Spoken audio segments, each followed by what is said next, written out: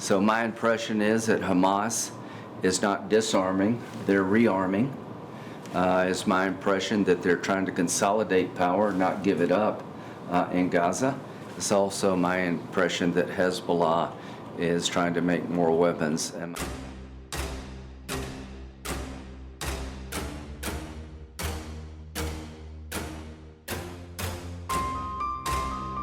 A fragile ceasefire, an unfinished deal, and a conflict refusing to fade.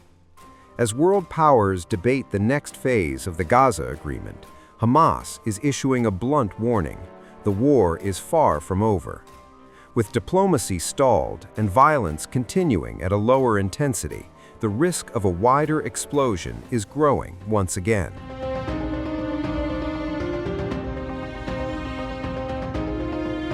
The Gaza agreement, signed in October, was billed as a turning point, a path towards de-escalation after months of devastating war. But months later, even the mediators admit there is no clear roadmap for what comes next. According to Hamas officials, neither Palestinians nor the countries overseeing the deal, including the United States, have defined steps for Phase 2. What exists instead is a fragile pause in fighting, marked by near-daily Israeli strikes and limited humanitarian access.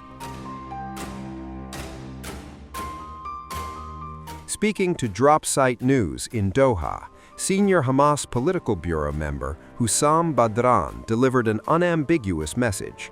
He said the battle did not end with the agreement, and that Hamas does not view the war as a military defeat.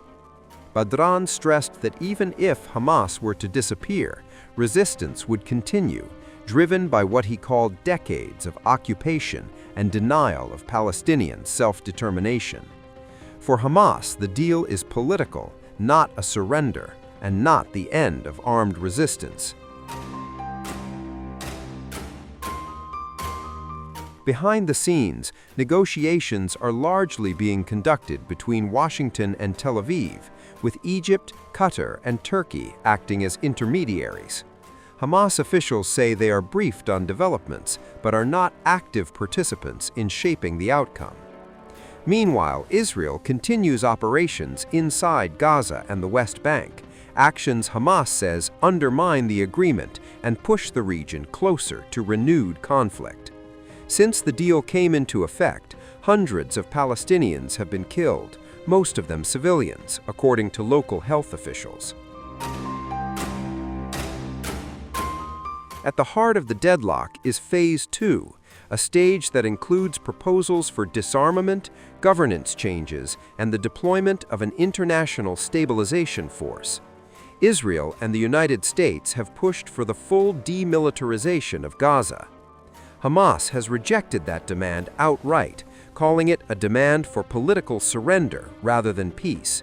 The group says any long-term stability must begin with an end to Israel's occupation, not the dismantling of Palestinian resistance.